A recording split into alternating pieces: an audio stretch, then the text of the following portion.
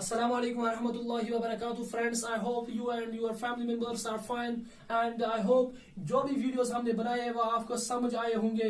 और आज का टॉपिक जो हमारा है वो यूटिलिटी है। यूटिलिटी के बारे में पढ़ने से पहले हमारे चैनल को सब्सक्राइब कीजिए और बेल आइकन को दबाइए ताकि जो भी हम मजीद वीडियोस बनाएंगे उनके बारे में आपको नोटिफिकेशन आएगी ताकि आप वो वीडियो देख सकेंगे। और फ्रेंड्स चलो हम पढ़ेंगे यूटिलिटी के बारे में। और यूटिलिटी के बारे में पढ़ने से पहले मुझे एक बात याद आ गई कि जो पहला वीडियो हमने बनाया था, इससे पहला जो लेक्चर दिया था हमने, उसमें से एक किसी ने कमेंट बॉक्स में क्वेश्चन किया था what is the difference between customer and consumer.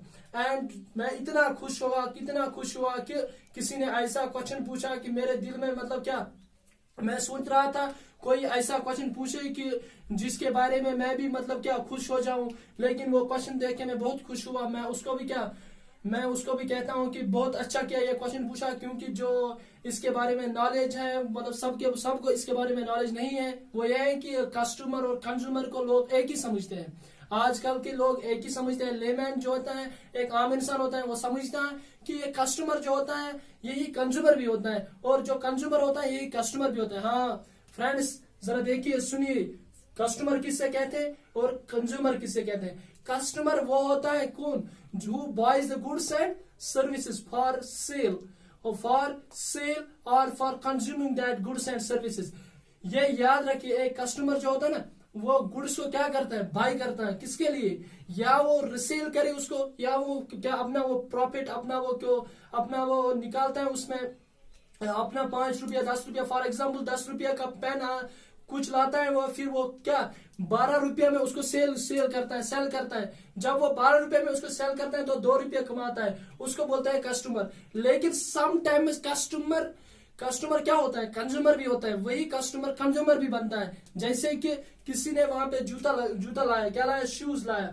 जब शूज लाया तो शूज किसके लिए लाया, उसने शूज लाया और फिर वो शूज उसने खुद यूज किए और जो वो शूज है उसको उसने कंज्यूम किया और उसी को कहते हैं क्या, कस्टमर भी कंज्यूमर भी। लेकिन द टर्म कस्टमर एक है अलग और जो कंज्यूमर है वो अलग है। कंज्यूमर किसे कहते हैं? who uses the goods and services for satisfaction of his wants। क्या जो गुड्स एंड सर्विस को यूज करे किसके लिए कि उसकी वांट हो वो उसको सेटिस्फाई करे, उसके लिए गुड्स को इस्तेमाल करे। और कस्टमर किसे कहते हैं? कस्टमर उससे कहते हैं जो क्या करे, बाय करे गुड्स किसके लिए, या रिसेल के लिए, या किसी फाइनल कंज्यूमर के लिए पूछने के लिए, या उसको क्या करे, या इस्तेमाल के लिए या रिसेल के लिए कौन लाए, कस्टमर, उसको कहते हैं कस्टमर। और चलो हम पढ़ते हैं आज यूटिलिटी के बारे में। यूटिलिटी किससे कहते हैं? चलो फ्रेंड्स मैं बताता हूँ आपको जो हमारा टॉपिक है यूटिलिटी।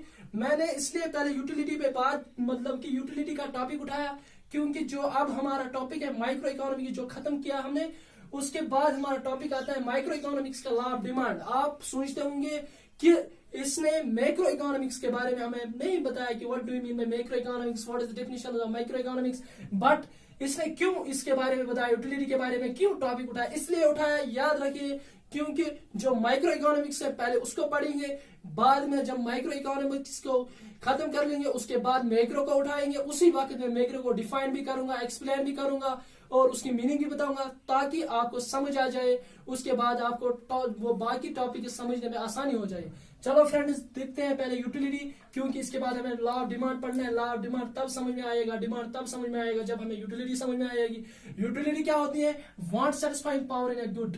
क्या? Want satisfying power in a good is called utility. देखो भाई ये जो यूटिलिटी है ना, it refers a commodity by virtue of it refers a power of a commodity by virtue of which it satisfy the want of a consumer।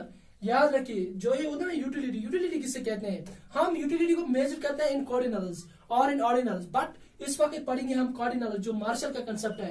Cardinals मतलब क्या, हम utility किससे कहेंगे? फॉर एग्जाम्पल मुझे मार्कर लाना है, क्या लाना है, मार्कर लाना है। जब मैं मार्कर बाय करने जाता हूँ लेकिन वो कहता है कि 30 रुपया दे दो, क्या दे दो, 30 रुपीज।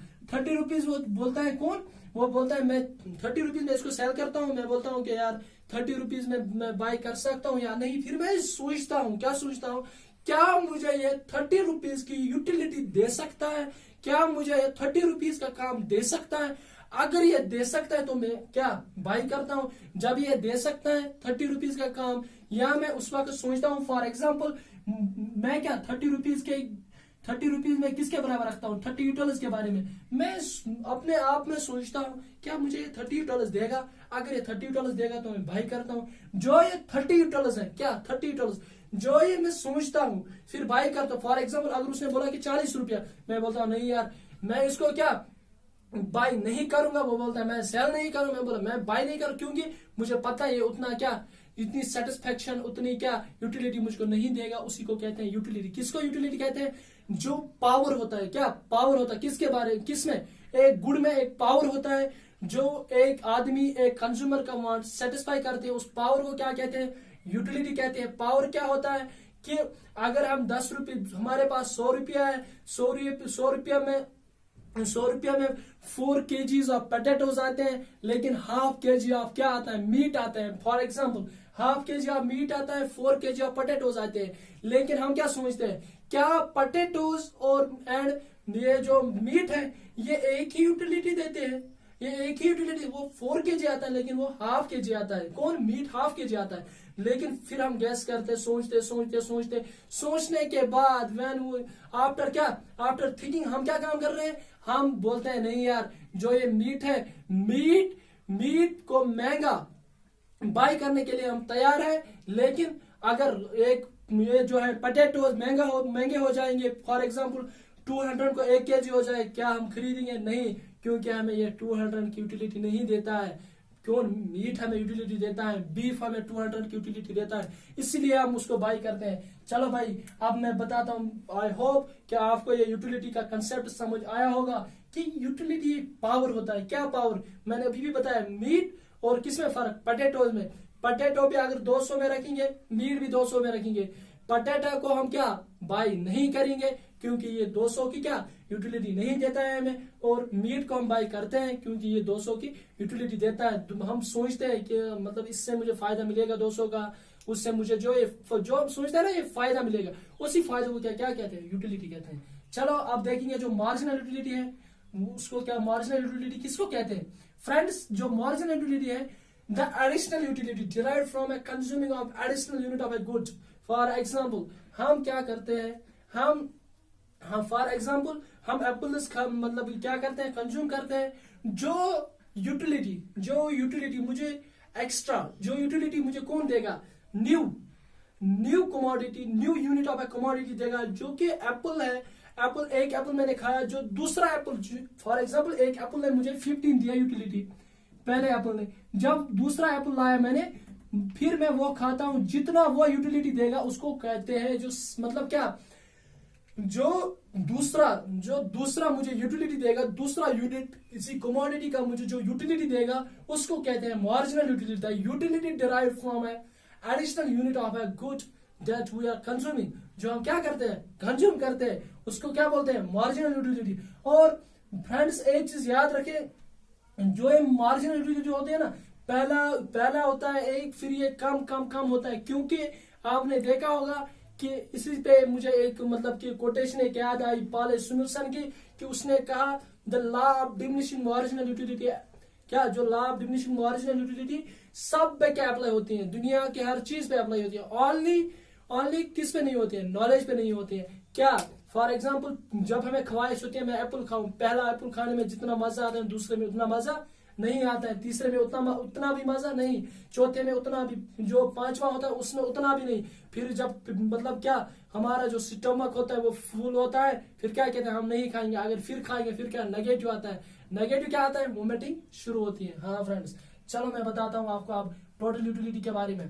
टोटल यूटिलिटी होती है कि मतलब सीधी डेफिनेशन, एक आसान इजी डेफिनेशन, सिंपल डेफिनेशन बताता हूँ आपको कि टोटल यूटिलिटी होती है when we add marginal utilities होती है ना, when we add marginal utilities and we get total utility, and the sum of marginal utilities we get total utility.